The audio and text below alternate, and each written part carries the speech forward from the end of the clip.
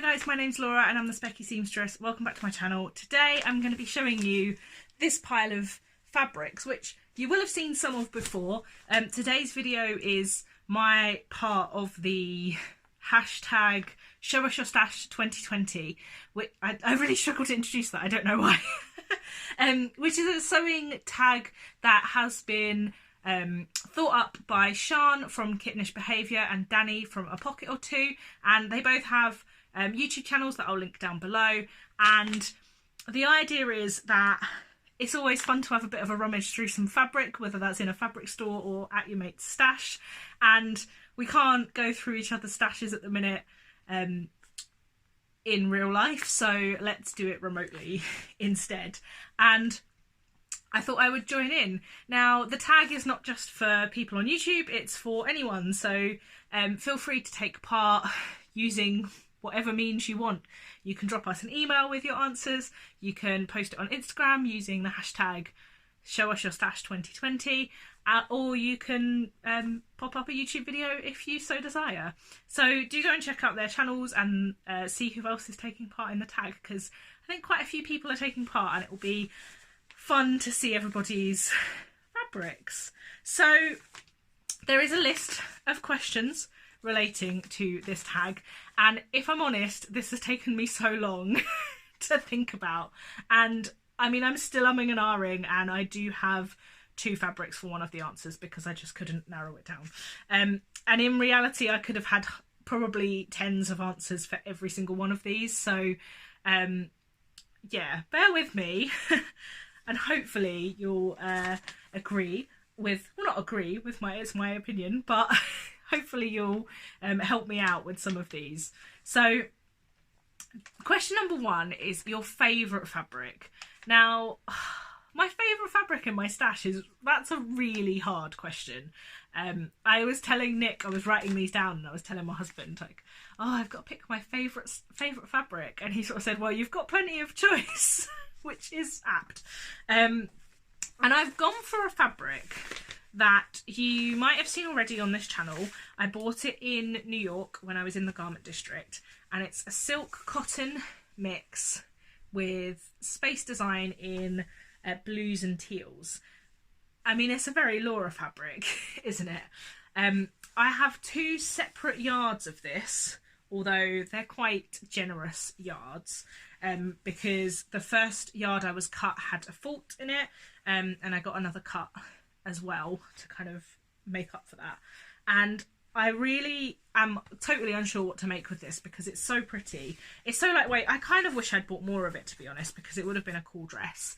But I have been umming and ahhing about making a shirt with it. I need to lay out my pattern pieces and see if I have enough. But yeah, it's just really beautiful, and it's going to become a really gorgeous something in my wardrobe at some point in time. That's even the back and it's still gorgeous. Yeah, I just can't quite decide what to make with it.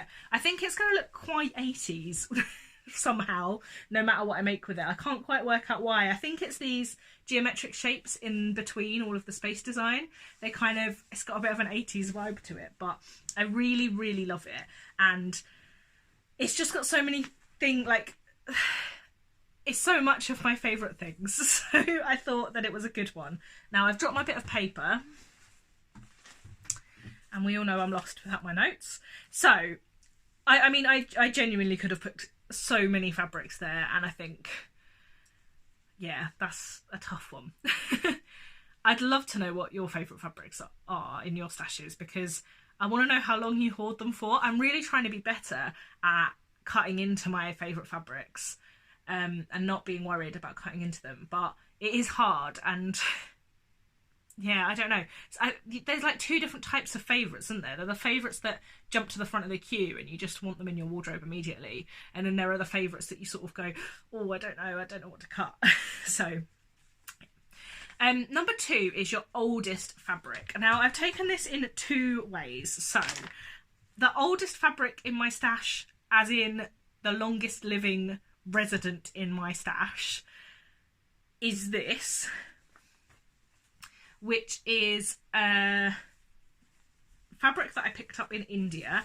I don't have a clue what its fibre content is, and it's probably not something I would wear really now, but I was very much drawn to it. I bought it in 2014 when I went to India, and it's beautiful, but I have no idea what to make with it. Now, I have made a video talking about the oldest or the longest living residence in my stash. It was one of my very early ones, but I will link it up here if you'd like to go and check it out, because I think almost all of them are still in my stash. They haven't been used yet.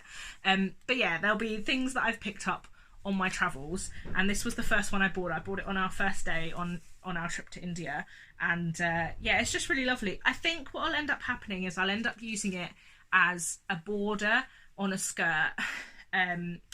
Even, I mean, it could even work as the bodice of one of those Misty Cami hacks that I've been making, like fitted strappy bodice in this plain black skirt, but maybe then with this as a border on the skirt. It'd be quite almost formal. I don't know how I feel about that, but yeah, so that is the oldest in terms of how long it's been in my stash. But the oldest fabric in my stash has to be this. I got this sweatshirt knit fabric. It's got a little bit of stretch, but not like loads and loads. I picked this up from Nick's grandma, who was a very, very good seamstress and a sewing teacher, and she hasn't sewn for 30 years. And this was in their, like, when they were clearing out their house when they moved up north. Nick's aunt and Nick's mum sorted out all of Nick's grandma's old sewing supplies and let me have a rummage through to see what I wanted. And I picked this up. It is very retro, in this kind of, yeah, taupe with blue. There's absolutely loads of it, and I don't really know what to make with it.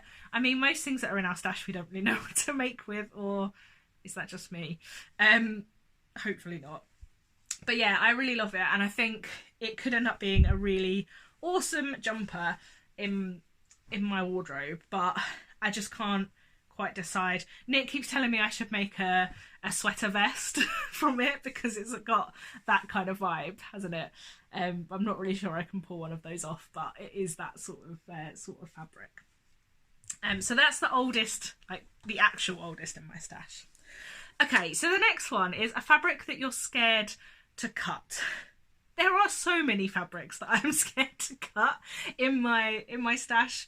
Yeah, I could probably do a whole video about it, but I have picked perhaps a slightly odd choice for this one, but you guys have seen this before. This is a plain cotton drill that I picked up in Walthamstow Market for £2 a metre, and I bought 2 metres of it, and quite frankly I should have bought 10 metres of it, because I want everything in this. I've talked about this before, and I know I could buy more cotton twill, and you know, I don't need to hoard this one and worry about it, but it is so nice. It's got this really gorgeous brushed feel, and it's just, whatever I make from it's going to be really lovely. But the moment I cut into it, I'm going to want to have made something else as well. I can just tell, or instead even. So I have 2 metres of this. It's quite wide. It's 150 wide. What do I make with it?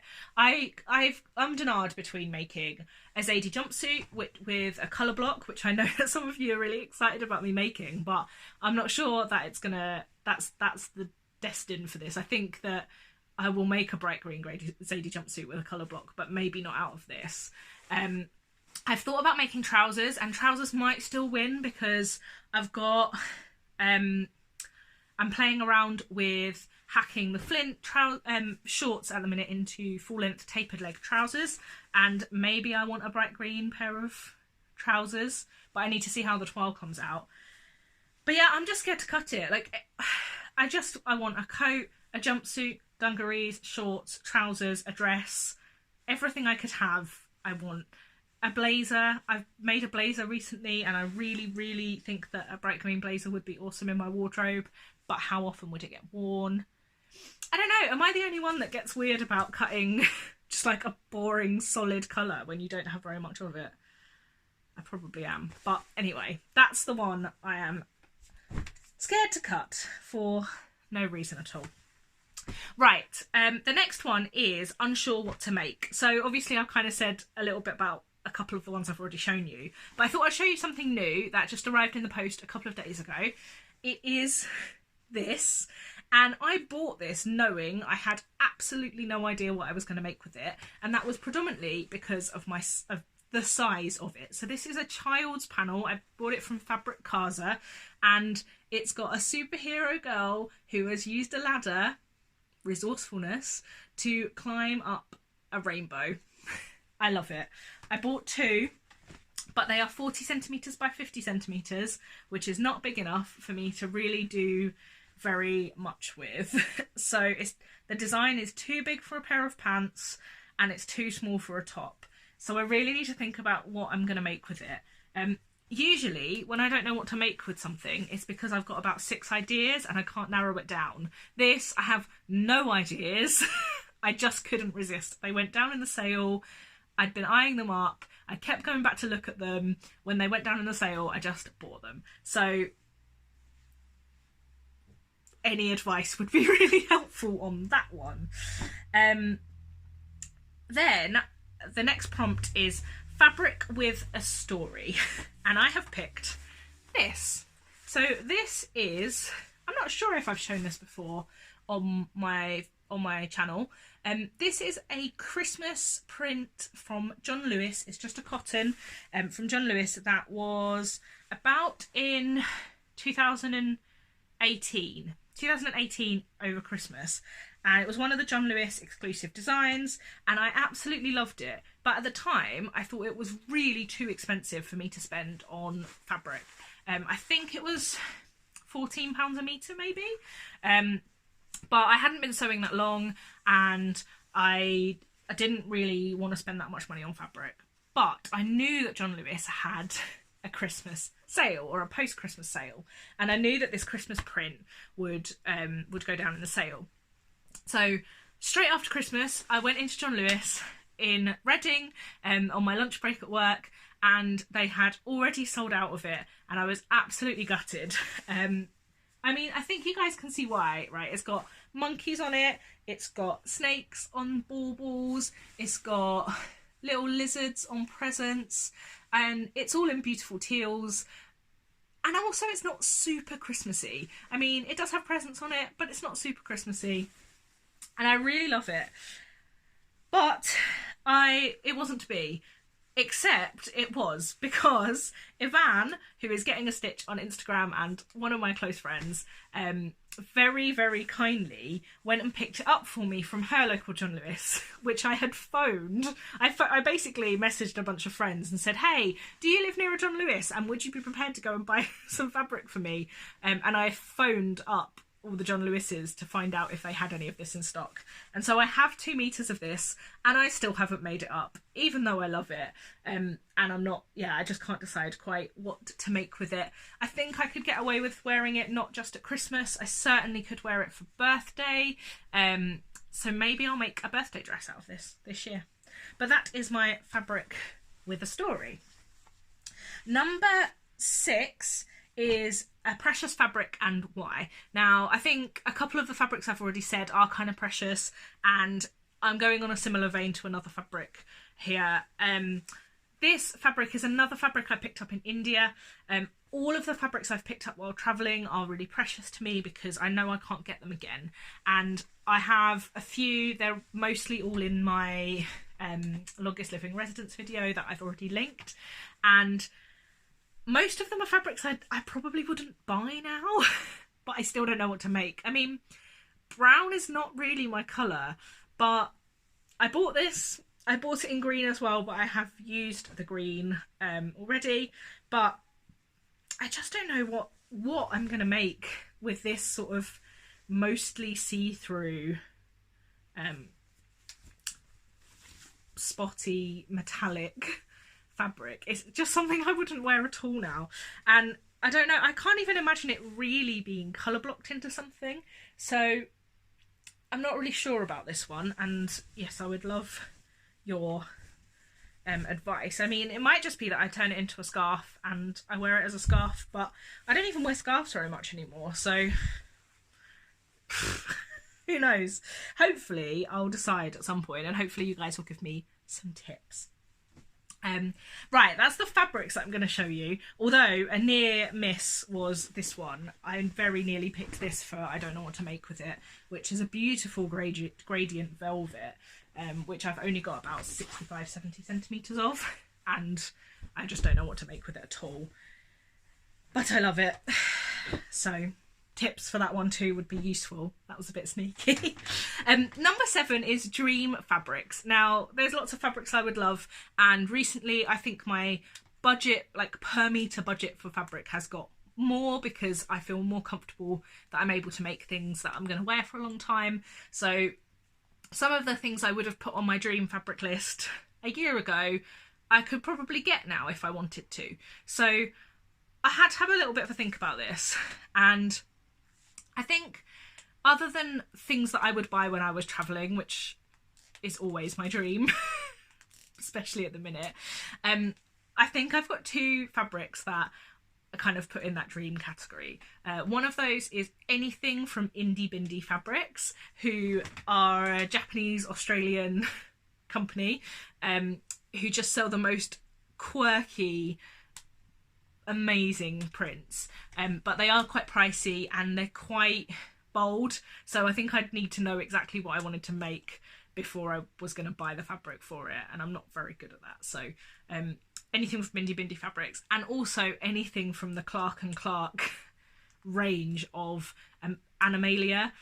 So there's a particular one called Extinct, which they did in like a beautiful grey with greens, which had skeletons of animals on it that I would absolutely love, but has gone out of stock everywhere. But basically anything from that range because I've bought one, which is the elephant fabric I turned into that Misty Cami hack dress, but I would love to have all of those and just make all of them. Yeah.